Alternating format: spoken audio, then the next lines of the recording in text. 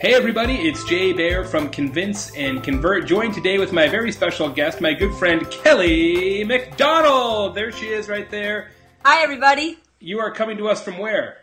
I am in Austin, Texas today. And you're not usually in Austin, Texas. Why are you there today, Kelly? I reside in Dallas, Texas, but I am here to speak to the Texas Bankers Association. Nice. And I'm going to be speaking to them in about an hour and a half. There's going to be some guys with serious hats in that crowd. That's nice. It's going to be solid. Kelly is a brilliant, brilliant marketer and a good friend. In fact, Kelly was the person who sort of got me into the speaking business. So for anybody who has groaned at my bad jokes in some sort of public appearance, you actually have Ms. McDonald to thank for that. But the reason I wanted to have Kelly on the blog today is that she is the author of the new best-selling fantastic book, How to Market to People Not Like You. And you can tell how much I like this book because I got it all marked up. There's all kinds of tape flags. And I've read it like 3 times, which never happens. Well, it is thank you. really I'm a told really, really good book. I'm told it's a fast read. It is a fast read, which I think is really smart, and it is an excellent, excellent book. And I think the whole field of marketing to people not like yourself is so untapped. I mean, that's the business that you're in with your agency, McDonald Marketing. Tell us a little bit about the book and kind of why you wrote it and how it fits into your career. Oh, okay, thanks. First of all, happy to be here. Thank you very much. I believe in multicultural marketing, and I know that I don't really look the part. You know, I'm a blonde-haired, blue-eyed Irish girl, originally from Milwaukee, Wisconsin, so what do I know about diversity? But you're all about the street, Kelly. Yeah, there you go, the street cred. But having been a resident of Texas for the last 25 years, one of the things that I found was in just looking around me every single day, I was seeing the population change, and especially in Texas where we have a huge Hispanic population, but also a large African American, and in Dallas and Houston, huge Asian markets as well. And you know, I started thinking as a marketing professional, how can we not be paying attention to this? Everybody keeps trying to do marketing the same way, sort of like one size fits all, and defining people by some sort of demographic standards that have usually to do with your gender and your age. Like, we want to target men 18 to 49. And I started thinking to myself, that doesn't tell me anything about a guy like Jay Baer. Jay Baer might be a guy who falls into that age bracket of 18 to 49, but that doesn't tell me anything about Jay. If you tell me that Jay is a forest-dwelling, tequila-loving father, you know, then that tells me a lot more about you. And consequently, if I'm trying to market to you, that's going to be much more helpful to me to understand your values. So my premise in my business, but also in the book, is that we need to use demographic information. It's important, but we really need to market to people's values, because if I can tap into your values, I can tap into what you really believe in, where your heart and mind and ultimately your wallet is going to reside, because people spend money on what they value. If you look at, let's say, people who are parents, you know, do they send their kids to private school? Do they feed them organic food? You know, do they save all year for a family vacation? You know, what's important to them? But their values are going to show you how they spend their money, and consequently are going to be much more helpful to me as a marketer than just saying this is a white family living in a suburb in this zip code making this household income. That doesn't tell me anything about what they care about, what they want, what they hope, what they fear, etc. So the premise of How to Market to People Not Like You is to get past the demographic stuff and to start tapping into people's values. I saw a lot of social media relevance, partially because that's the prism through which I look at things. But when you talk about people wanting to transact with other people or businesses that share their values, that really resonated with me, because so much of what, at least the brand of social media that I try and practice is to warm up companies and make them more human and build kinship between companies and their customers. So many times businesses need to try and get new business, and what they do is they change their message. And you advocate in this book to actually change your market. Can you talk about that difference? Meaning tapping into a new market? Yeah. I mean, yeah. I guess it's once you read the book, you're like, duh. But before I read the book, it really struck me as sort of a revolutionary concept. It's like, okay, it's not about communicating differently. It's about finding a whole different group of people. Well, sure, because to me that's one of the fast ways to grow. I mean, if you, presuming that anybody already has a business and that they're at least modestly successful, then you can just keep on keeping on with the business that you've already built. But how do you grow? Well, you can only grow one of about 3 different ways. You can grow either by selling the people that you're already selling more often. So let's say you're a restaurant, and Jay Bear goes to that restaurant. Well, maybe I can get Jay to come in twice a week instead of once a week, but I'm still just getting Jay Bear. Or another way you can grow is by selling that individual more stuff. So in the case of the restaurant example, again, if Jay Bear... Yeah, exactly. Dessert time. Dessert and drinks. Or a third way, and I think a better way, is to actually say, well, we already have Jay, and he comes in every single week. What about friends of Jay? What about people who are not at all like Jay? What about retirees? What about new customers? Because my belief is that if you're a good business, you're not going to lose the business that you already have. How do you grow? Well, you grow by tapping into an entirely new market. And that's where people, I think, get stuck because they think, oh, we're a, I don't know, we're some sort of retail store. These are who our customers are. And they just keep on keeping on. I read a fascinating article. I mean, maybe you'll think it's fascinating too, but I read a fascinating article about funeral homes that was in USA Today a few months ago. Now, obviously, you would think, who's the target for funeral homes?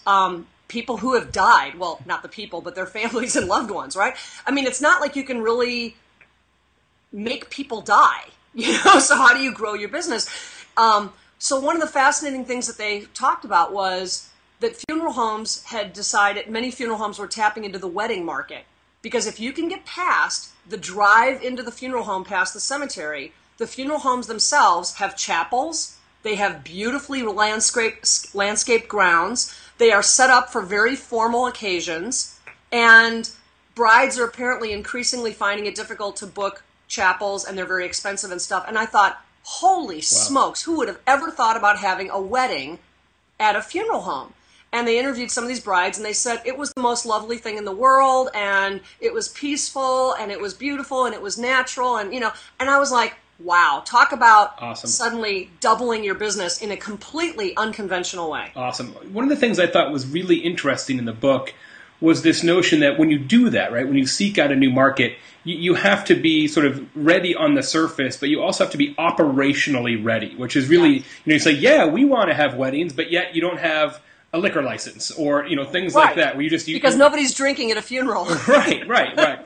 So you have several examples in the book about that, about operational readiness. And I found a real strong social media correlation there because a lot of people say, yeah, let's get involved in Twitter and Facebook, but their email still sucks. Or they get involved, they say, let's get a Twitter account, but they have nobody to staff it. Or they have nobody to actually respond back. And so it's just, they're not operationally ready. You're absolutely right. I think that's the most important thing of all is, and we tell our clients that at our company that, before you ever do any marketing, you have to look at your infrastructure and say, are we even set up to serve this new customer that we want? Let's say we've identified this new customer. We definitely know there's high potential there. What are those new customers going to need from us? I think one of my favorite stories that really drives that point home, and I believe I tell it in the book too, is there's an art house film movie house near my house in Dallas called the Angelica. And if you think about people who don't go to movies, one of the things that they identified was new moms. And new moms have a heck of a time getting out of the house to go see a movie. But just because you've had a baby doesn't mean you no longer love movies, right? You're still the same woman with the same interests. It's just that now you have a baby. But if you try to get childcare, that's a problem. And if you don't get childcare and you take the baby to the movie theater and the baby starts fussing, then everybody goes shh and hates you, right? So the bottom line is women don't go. It's just too hard. Well, they created the Cry Baby Movie Theater, and it's 11 o'clock in the morning on Tuesdays. It's timed for baby's first nap of the day. No men allowed so that women can breastfeed comfortably. Baby changing area in the back of the theater so that if you have to change a diaper, you don't have to miss a minute of the movie. And they keep the lights not completely dark. They bring them up just a little bit so that if you have to dig in the diaper bag, you can see. But here's the kicker. So that sounds great, right? And they pack this place with all these moms who come in every single week. And it's packed every week because these women have two powerful things in common. One is they're new moms, so they have that in common with each other. And the other thing is that they're lovers of film. So, but the thing that they didn't think about or anticipate when they first started this is now you have 300 women that are coming every week. What do you do with 300 badass strollers. I mean, really, it's funny and you laugh, but Yeah. these, I mean, have you ever seen those things? They look like SUVs. Oh, and yeah, so it's like a transformer. they're huge. And so these women would come with these strollers, and there's not a lobby in the world that's big enough to put 300 strollers. Yeah. And that is operational readiness. And so while they get an A+++ for effort, there was like, oops, we didn't think about that, you know? And I think that that's the thing that you've got to think about, to your point with social media, is, well, whose responsibility is it going to be to monitor the Twitter account? And, you know, are we going to make it such that they are able within their job description to spend time on this every day? Because it only works if it's in real time and responsive. And, you know, I see a lot of clients that throw up a Facebook page and then they go, we're not getting anybody. Yeah. And it's like they didn't have a plan. They didn't have a plan, or, you know, it's a tactic in search of a strategy.